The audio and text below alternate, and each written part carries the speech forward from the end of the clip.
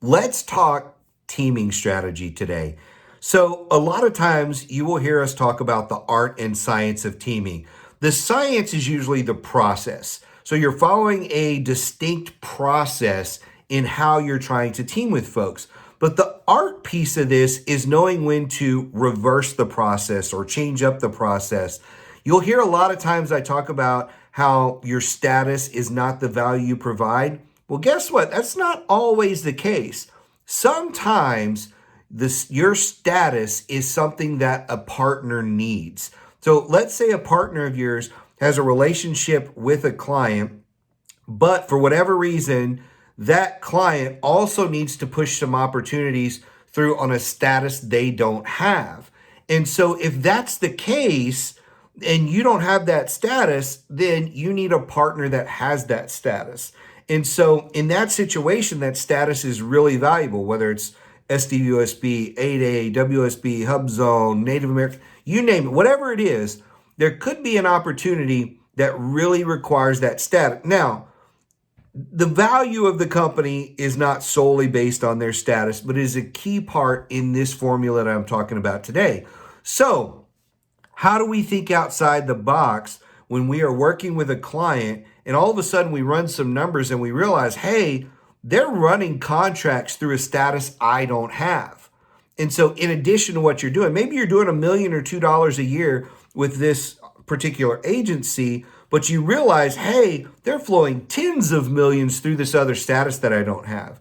Well, when you run across that, that's where teaming comes into place and where you need to go and search out a teaming partner with those statuses. Maybe it's 2 statuses that you don't have, but you need to look at, hey, how do we go get that teaming partner? And then when you look at that, you're going to say, well, why would that teaming partner want to work with us when they could go get the contract? Well, you have the relationship.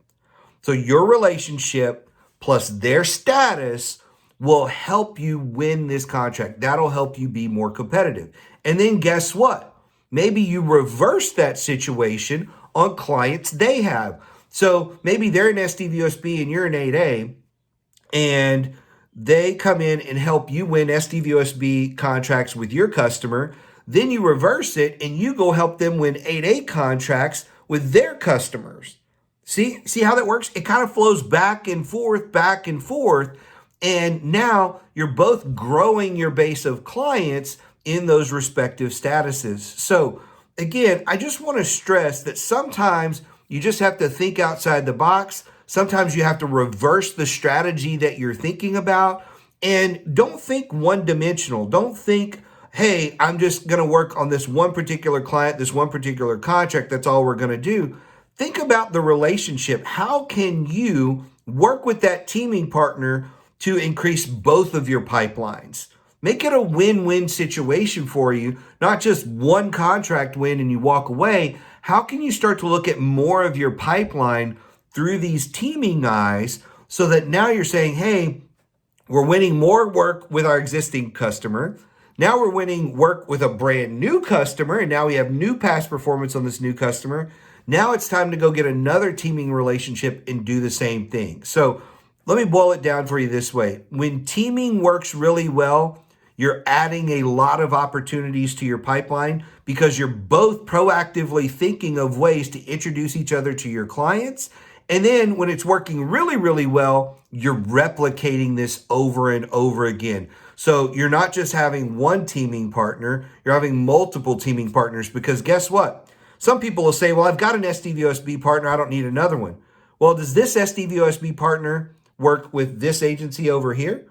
No, they don't work with it? Okay, so now go find another SDVOSB that you can partner with and work in this area as well. So now you're expanding your customer base by working with more partners. So more is the name of the game a lot of times. So this isn't super complicated, but again, I think a lot of people get wrapped up around the process and they kind of freeze. And so I've had about a half a dozen conversations about this over the last week, and I wanted to bring you a little bit more thoughts on this that would hopefully help you. So if you have questions, as always, you know how to reach me, and I'll see you next time.